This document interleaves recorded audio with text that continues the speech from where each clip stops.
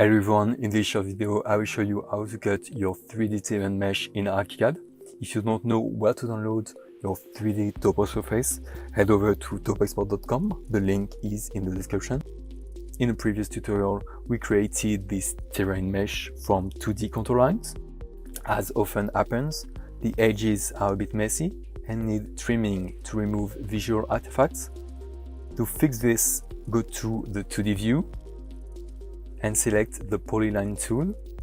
I then draw a shape that I want to use as cutting guide. Next, I draw two closed shapes that define the final area I want to keep.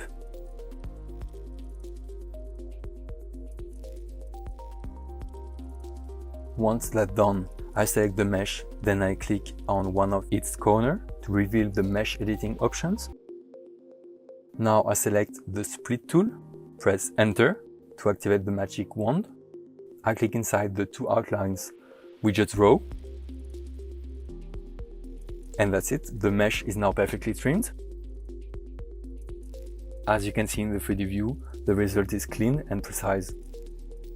Thanks for watching, don't forget to like and subscribe for more Archicad tutorials.